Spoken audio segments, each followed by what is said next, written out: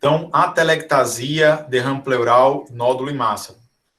Então, a atelectasia a gente vê como uma opacidade com perda volumétrica, tá certo? Aqui o lobo superior, a porção mais superior do pulmão direito, foi puxada aqui, foi atelectasiada. Você vê que tem uns limites relativamente são bem definidos, tá certo? E tem um efeito de massa.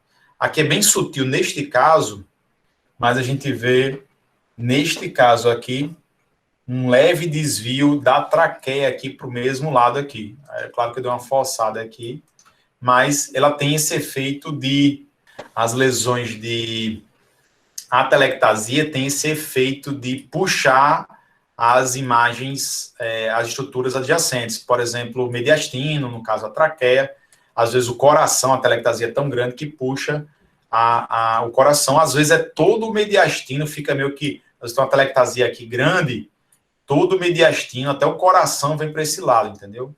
Tal que é efeito o efeito de perda volumétrica. Aqui, nesse caso, tem uma atelectasia da porção mais apical, do lobo superior do pulmão direito. Às vezes, a gente vê aqui essa atelectasia assim, com uma nodulação nesse caso aqui. Na literatura até chama-se de S de Golden. Na verdade, é um S invertido, mas a gente chama de S de Golden mesmo. Representa, geralmente, uma atelectasia do lobo superior, se tiver esse abaulamento aqui, representa uma massa aqui que obliterou o brônquio do lobo superior direito, tá certo? Só para vocês verem, às vezes vão ver descrito em algum lugar. Mas, basicamente, essa atelectasia, os limites são bem definidos e tem por característica ter uma diminuição do seu volume. Aqui outro exemplo, pegando agora o segmento anterior do lobo superior direito, a gente vê também que está meio que trianguliforme ali, meio que formando uns limites bem definidos. Você vê que não é aquele negócio meio que algodonoso, certo? Isso daqui, então, é a atelectasia, tá certo? Caso clínico também da USP, outra questão da USP 2020, no caso, fala de um paciente com 2 meses de idade e que, com tosse, coriza hialina, desconforto respiratório, e tem esta imagem aqui, tá certo? No caso, representa, isso aqui, essa linha aqui é a fissura transversa, no caso que foi repuxada, normalmente a altura dela é essa daqui, mas como houve uma atelectasia do lobo superior do pulmão direito, então, repuxa a fissura transversa, tá certo? Qual a importância de saber que isso é uma atelectasia? Que você não vai tratar com antibiótico, isso não é uma pneumonia. Apesar do quadro clínico dele, vendo que isso é uma atelectasia, ou seja, que não é uma pneumonia, então eu não vou nem drenar, porque não é um derrame pleural, nem iniciar um antibiótico de amplo espectro com expansão volêmica, entendeu? Isso é uma atelectasia. Hoje, a importância maior, até para não confundir, porque às vezes quando a gente comenta, começa a ter questionamento sobre isso, então é entender que isso é um aspecto de atelectasia, tá certo? É uma coisa relativamente simples, tá certo? Às vezes dá uma febre, um pós-operatório, dá umas atelectasia aqui nas bases pulmonares, tá certo? Coisa simples. Derrame pleural, ó. Você vê que essa opacidade ocupa aqui a região do hemitórax esquerdo, tem um sinal do menisco aqui, tá certo? Eu vejo que tem uma coisa meio que parábola semilunar, e essa opacidade aqui tem um amplo contato também com o coração, por isso que eu perdi aqui o contato aqui com o coração, mas lembrem que o sinal da silhueta nem sempre é doença cardíaca, no caso, isso aqui é um derrame pleural. Às vezes o derrame pleural é tão intenso que ele chega a desviar para o outro lado o mediastino, tá certo? Aqui tem um desvio discreto do mediastino, a gente vê a borda do átrio direito aqui deste lado, tá certo? Com certeza, esse derrame pleural, se eu consigo ver pelo raio-x, no mínimo, ele tem mais do que 200 a 300 ml. Tá certo? Um copinho para vocês. Então, se eu vejo aquele grandão, se eu vejo aqui pequenininho, ele no mínimo oblitera aqui o seio costofrênico. Veja que esse seio costofrênico está livre aqui do lado direito, e aqui está obliterado. Se ele começa a obliterar aqui, eu digo, pronto, pelo menos 200 a 300 ml tem. No caso daqui, que é tão grande, com certeza aí tem mais de 1 litro, tá certo? E a incidência que é mais sensível para a gente ver derrame pleural, aqueles derrames pleurais bem pequenos, a partir de 50 ml, a partir de 50 ml a gente já começa a ver naquela incidência chamada decúbito lateral, aquele laurel. Eu começo a ver líquido a partir de 500 ml, volumes a partir de 500 ml. No perfil, eu consigo ver, no perfil, vocês veem aqui o tórax, aqui o seu costofrênico lá atrás, né? E o coração, etc. Aqui a aorta. Eu consigo ver no perfil já com a partir de 75 ml. No entanto, no raio-x de frente, a gente só consegue ver aquele raio-x que começa a obliterar o seio costofrênico. A gente começa a ver aqui uma obliteração aqui do seio costofrênico. Eu só começo a ver aqui no PA, quando ele está em pé, no paciente em pé, eu só começo a ver pelo menos que 200 a 300 ml, já está maiorzinho, tá certo? E em decúbito dorsal, se o paciente estiver deitado e fizer um raio-x, eu só vejo o derrame se ele for ali mais do que 1 litro, às vezes vários litros eu consigo ver, tá certo? Representação esquemática desses desenhos aqui, vou mostrar no próximo slide.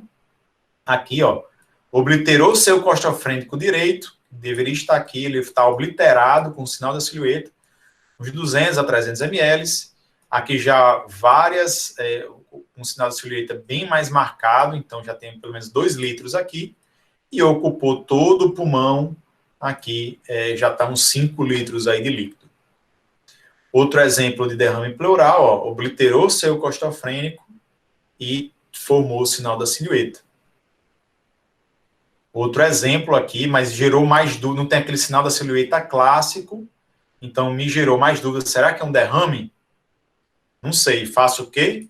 Decúbito lateral com raios horizontais, também chamado de laurel, olha aqui, ó, o que obliterava aqui essa região, ele escorreu. Aqui, ó, veja que o pulmão acaba bem aqui, o pulmão acaba aqui nessa porção interna das costelas, depois eu já vejo a costela. Neste caso aqui, como eu fiz um decúbito lateral, ó, comecei a ver que tinha uma opacidade ocupando aqui, vamos dizer, entre as costelas e os pulmões. Então, isso é um derrame pleural, tá certo? Nodulação, como é que eu vejo? Eu vejo uma opacidade bem definida, mas no formato arredondado ou ovalado, tá certo? São esses os nódulos. Ou quando são maiores do que 30 milímetros, maiores do que 3 centímetros, a gente chama de massa. Quando são vários, assim, tamanhos variados, aqui é bem compatível com metástases, certo? Tumores de outro canto, qualquer parte do corpo, eles mandam metástases, podem mandar metástases para os pulmões. No caso, aqui é outro exemplo de uma lesão bem maior aqui, dessa nodulação. Então, quando maior do que 3 centímetros, a gente chama de massa, tá certo? Massa. Aqui são inúmeros nódulos, ó. Vê que são imagens nodulares. São tantas, mas tantas imagens nodulares que às vezes até conflui aqui em algumas áreas, que aí confunde também. Pois será que isso é uma consolidação? Mas só vejo um todo, que eu vejo várias nodulações, inúmeras nodulações. Então, esses aqui são metástases assim, extensa de uma lesão. São nódulos, a gente chama de tumores secundários, ou metástases. Tá certo?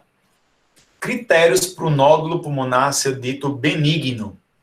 Ela é a presença de gordura dentro dele, ou calcificações grosseiras, são critérios radiológicos para eu dizer que aquilo é benigno.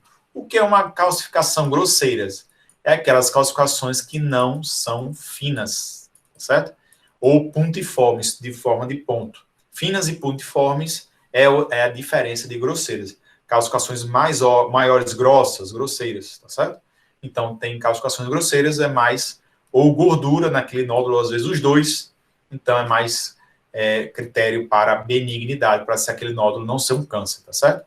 Outra característica é a ausência de crescimento. Eu tenho um crescimento muito pequeno, mesmo eu controlando até 2 anos.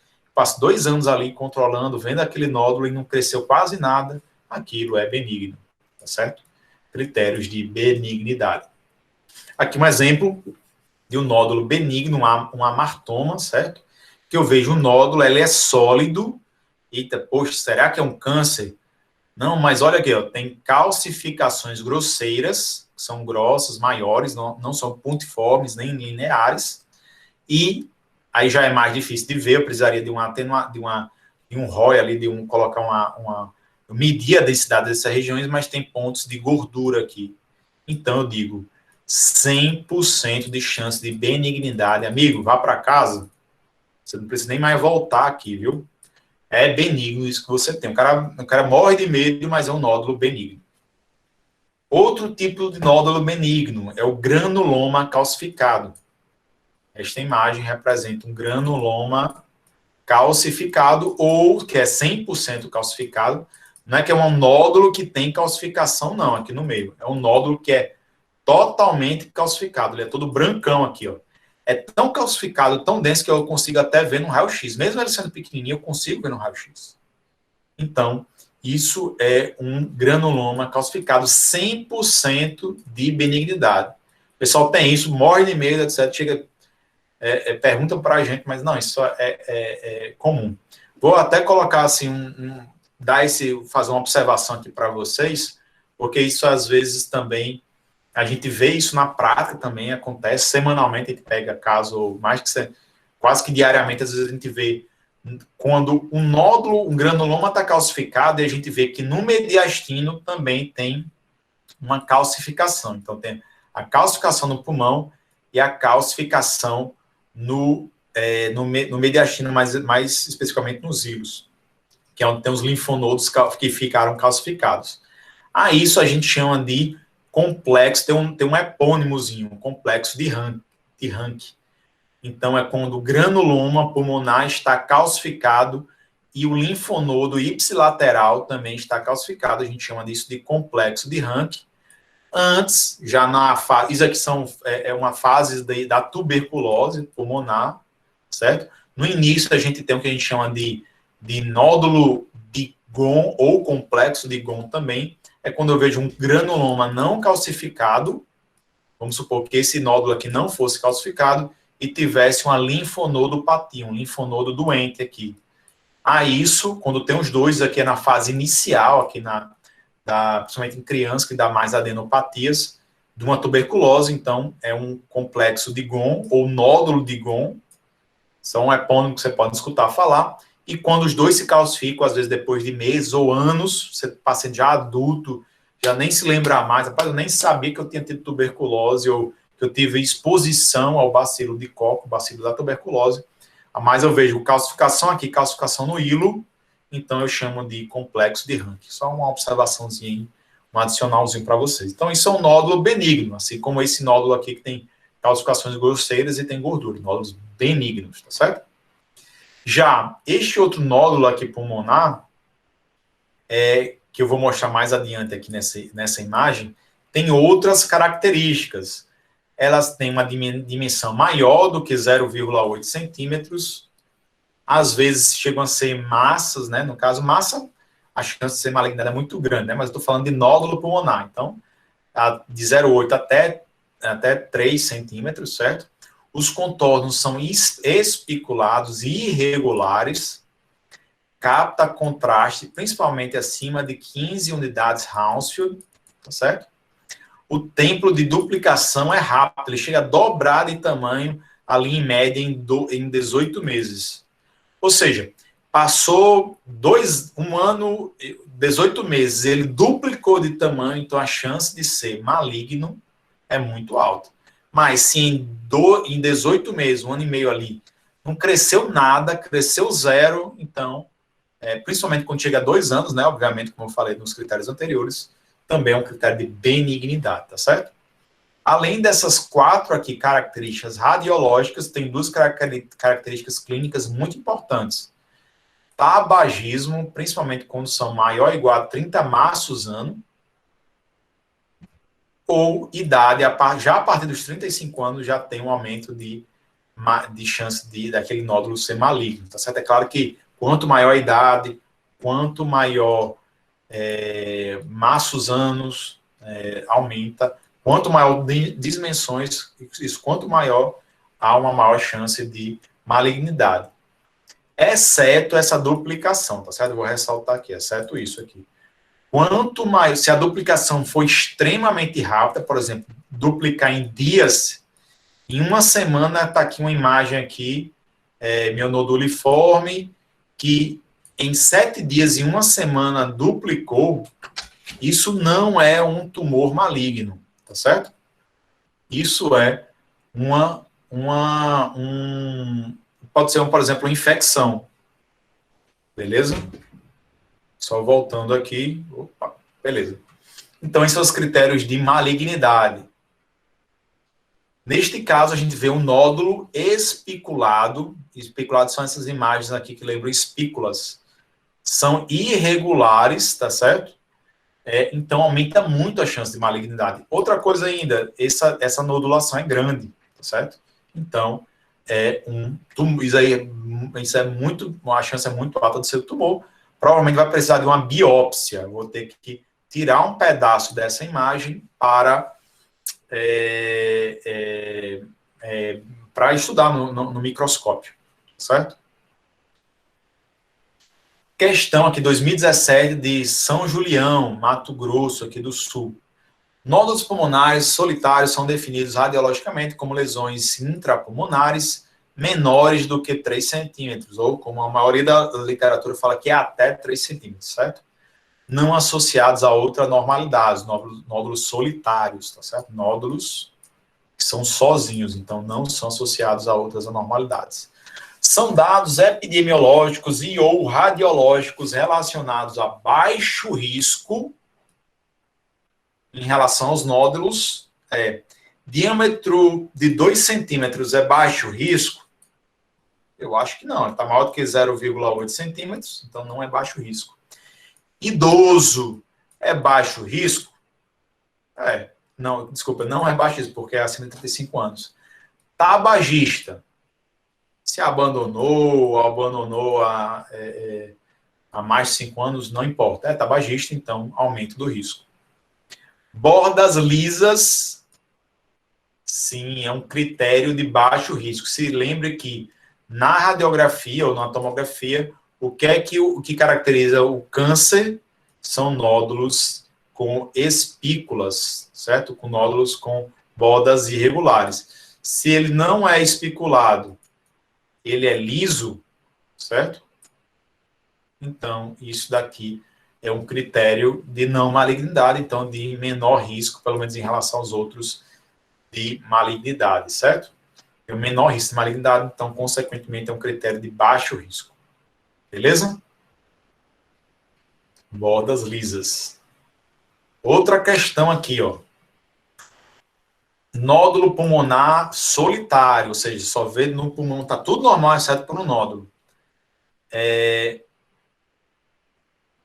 Então, ó, aquela questão aqui, eu coloquei uma outra questão aqui no meio, mas ele está perguntando sobre essa lesão aqui, certo? No Hospital Angelina Caron do Paraná. Então, tem essas lesões aqui, ele deu um zoom, isso aqui é a tomografia, aqui em cima. 3 cortes de tomografia, esse aqui ele deu um zoom.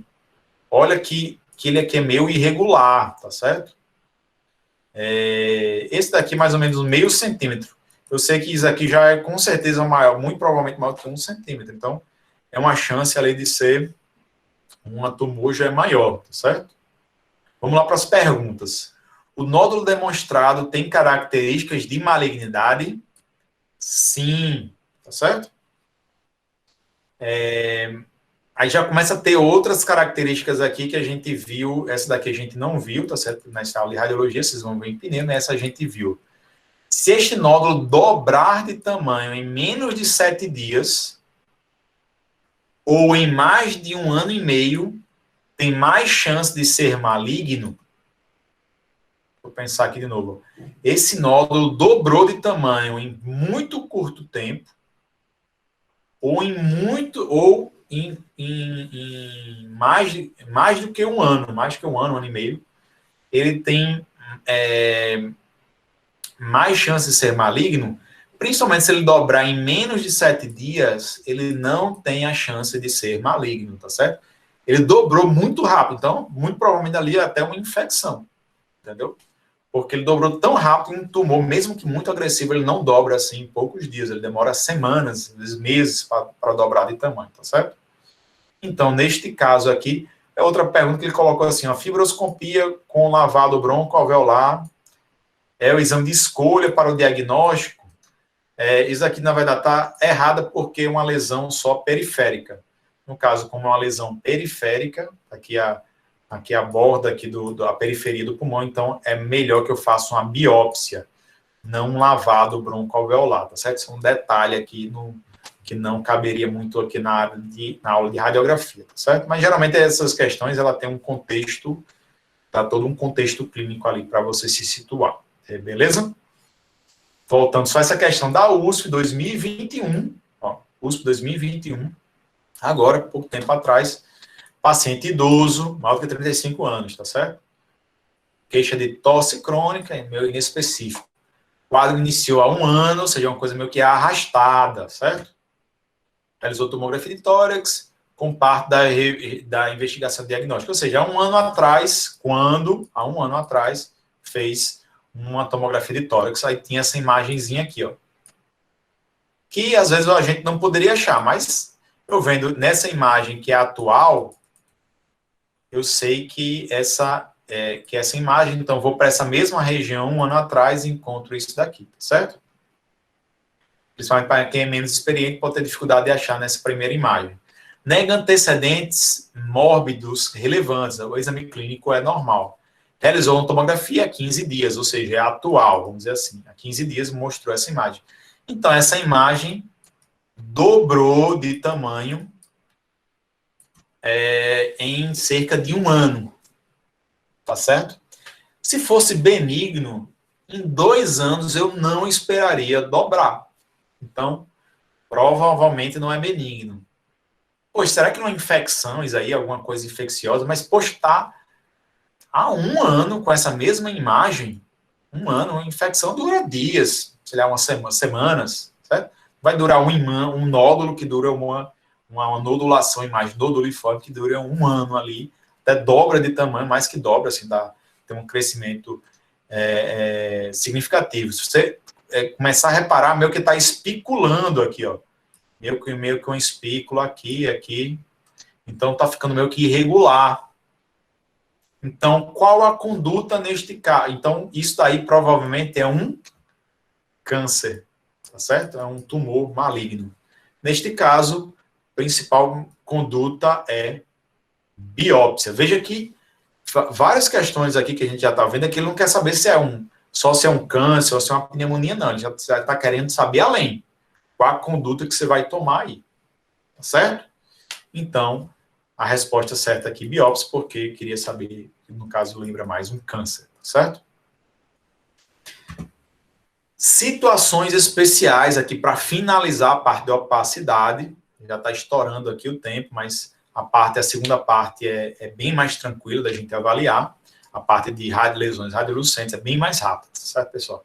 Então, uma condição que faz um resumo ali, a gente pode resumir algumas das principais alterações do hemitórax opaco, das lesões opacas, radioopacas. Essa situação especial a gente chama de hemitórax opaco. O que é que ela representa? Ela representa um dos lados do hemitórax, do tórax do pulmão, que a gente chama de hemitórax, totalmente opacificado. O que é que isto representa? Se há um desvio do mediastino para o lado da lesão, isso provavelmente representa uma atelectasia.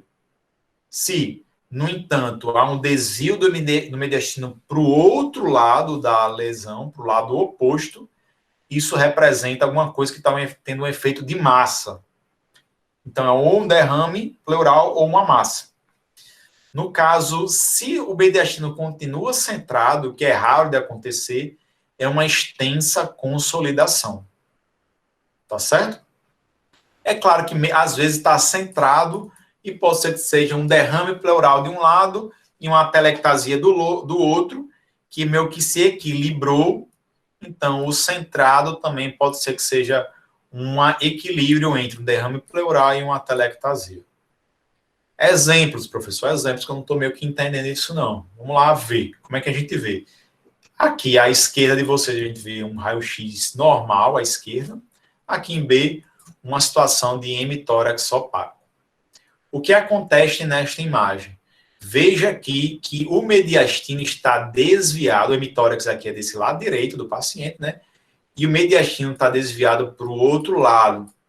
Professor, cadê esse mediastino desviado? Olha, está aqui a traqueia com brônquio fonte aqui, desviado para o lado, em vez de estar aqui no meio do raio-x, está desviado para o lado contralateral, para o lado oposto. O coração está lá na ponta aqui, o coração deve ser até aqui, que é o mediastino, então está tudo desviado para o outro lado.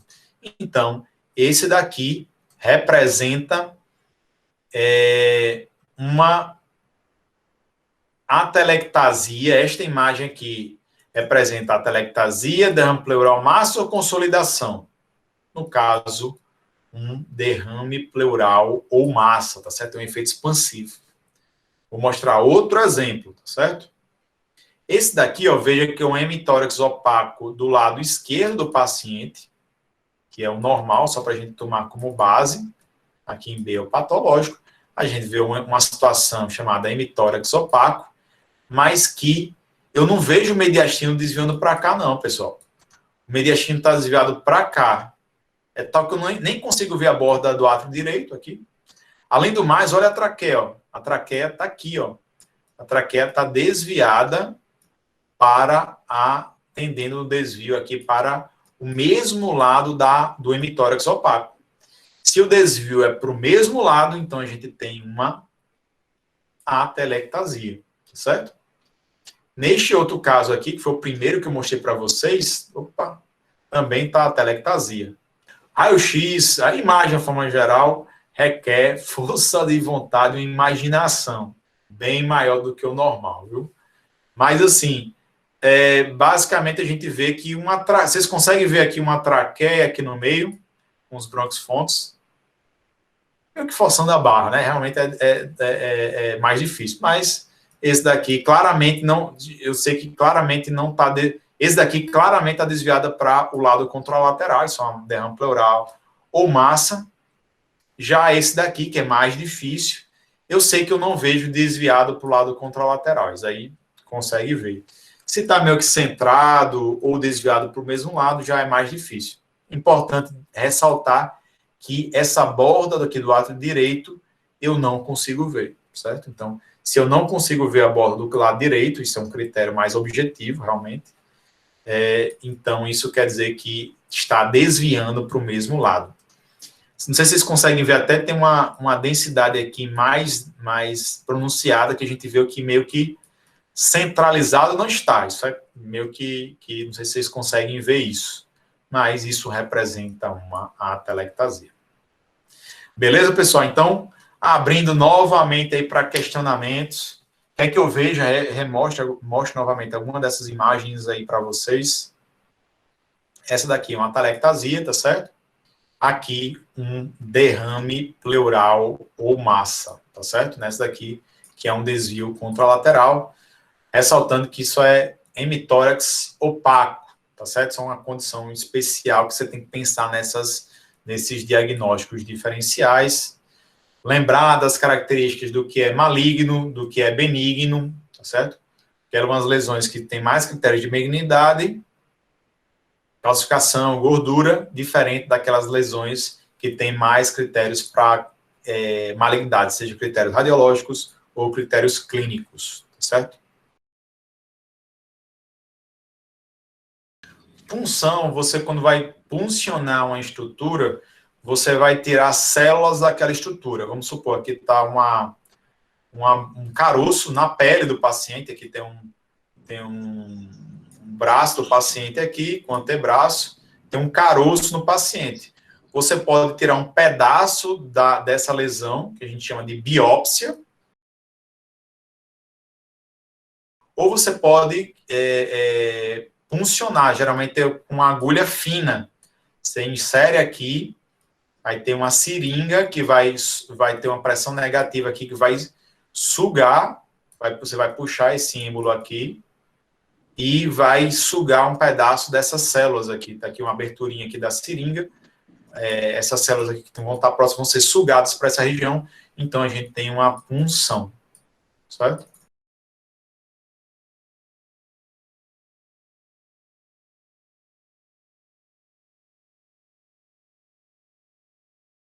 A diferença de uma punção é que é melhor indicada para líquidos, que eu quero puncionar, ver estruturas líquidas, ou eu consigo puxar principalmente células.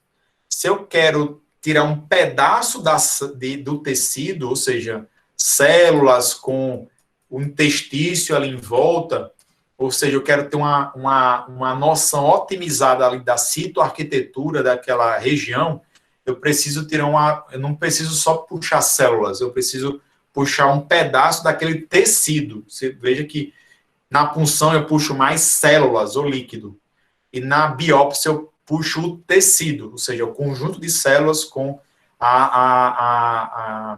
o tecido conjuntivo ali em volta, etc., o intestício ali, as regiões extracelulares que estão ali em volta, formando então um tecido. Então, eu tenho uma noção muito melhor. Por exemplo, com câncer. A maioria dos cânceres não adianta. Alguns cânceres eu posso puxar só as células, eu consigo dar o diagnóstico. Por exemplo, um câncer de tireoide. Mas na maioria dos cânceres eu preciso tirar um pedaço daquele tecido para saber qual tipo de câncer.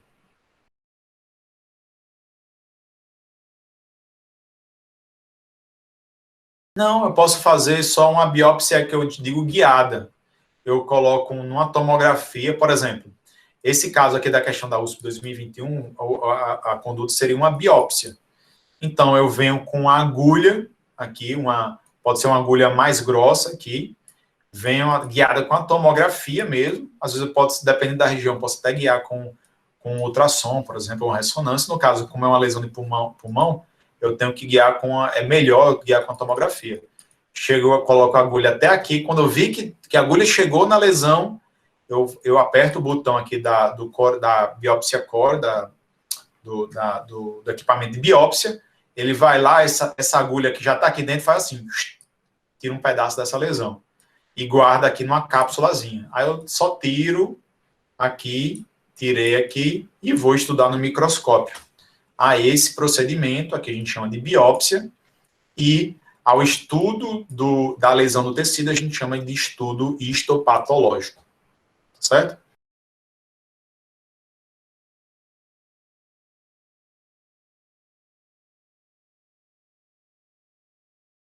Que esta imagem aqui que foi colocada, ó, que tem uma tomografia mostrando o sinal no caso aqui, foi o sinal do broncograma aéreo, certo? Esse daqui, que não está em contato com apesar de estar no lobo médio, não está em contato com o coração, então não vai formar o sinal da silhueta.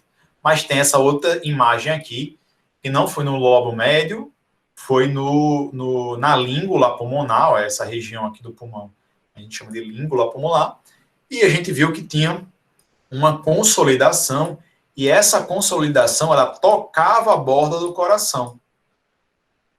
Como toca a borda do coração, quando eu vou ver no raio-x, eu não consigo ver as bordas separando. Então, eu chamo isso de sinal da silhueta. Consequentemente, se existe o sinal da silhueta ali, eu quero dizer o quê? Muito possivelmente essa lesão é dentro do pulmão, certo?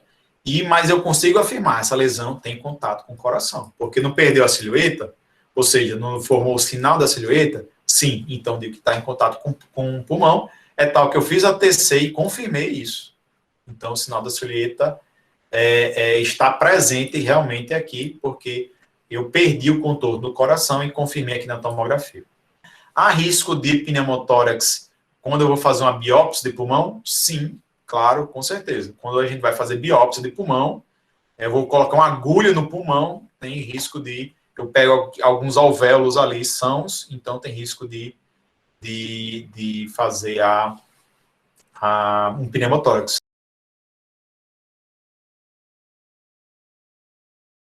Quando, mesmo com densidades, se tem duas estruturas com densidades diferentes, por exemplo, um brônquio cheio de gás e uma consolidação, mesmo elas estando juntas, eu consigo diferenciar. Por quê? Porque eles têm densidades diferentes. Uma daquelas 4 ou 5 densidades básicas, né? Se tem densidades diferentes, eu consigo diferenciar. Beleza. Mas, professor, e se tiver a mesma densidade, eu consigo diferenciar? Consegue se elas não estiverem em contato. Por exemplo, essa consolidação aqui, que é líquido, como se fosse líquido dentro dos alvéolos, ela tem uma densidade semelhante, ó, essa imagem aqui tem uma densidade semelhante ao coração, são estruturas de partes moles. Mas por que eu consigo ver o contorno, os contornos do coração aqui? Porque eu consigo diferenciar essas duas estruturas se ambas são estruturas de partes moles. Porque elas não estão em contato. Se elas não estão em contato, eu consigo saber que eu consigo ver um rebordo entre elas, um contorno, uma silhueta entre elas. Então, não há, neste exemplo aqui, deste caso aqui, não há sinal da silhueta nem aqui à esquerda, nem aqui à direita do paciente. Por quê? Porque eu consigo ver os contornos, né? Não tem o sinal da silhueta.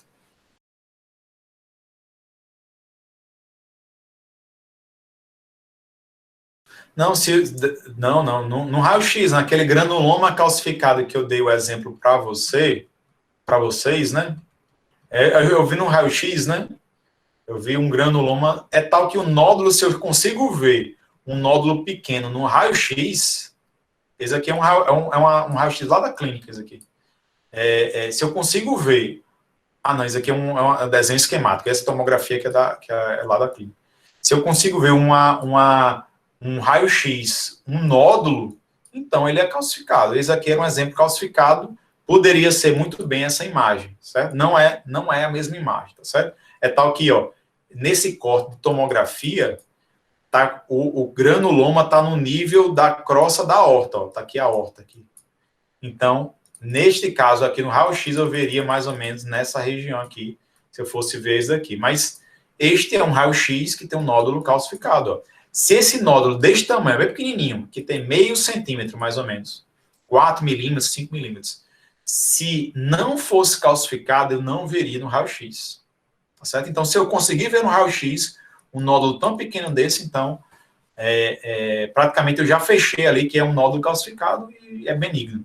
Tem nódulos que são calcificados e nódulos que não são calcificados, certo? Tem esses dois tipos de nódulo. Por exemplo, vamos supor, esse exemplo aqui tem um nódulo calcificado, eu consigo ver no raio-x. Pode ser que do lado dele exista um nódulo não calcificado, esse aqui é um nódulo calcificado, eu estou afirmando que é um nódulo calcificado, certo? Calcificado. Pode ser que do lado dele ali tem um nódulo não calcificado, mas que, por não ser calcificado, eu não vejo no raio-x, ó. Não estou vendo aqui no raio-x, não tem nada aqui. Mas, se eu fizer uma tomografia, aí eu vejo. No nódulo de 2 milímetros, já consigo ver numa tomografia. Mas nódulos, se for não calcificado, eu consigo ver de qualquer dimensão na tomografia. No raio-x, ou eu consigo ver o nódulo quando ela é grande, ou mesmo que não calcificado, eu já consigo ver. Calcificado eu consigo ver desde pequenininho, né? Porque calcificado ele é denso. Então, eu consigo ver melhor num raio-x. Então, nódulo calcificado eu consigo ver no raio-x. Mas estruturas de partes moles no raio-x, que é um nódulo não calcificado, são atenuação de partes moles, é muito ruim o raio-x. Então, se ele for pequenininho, não vejo não.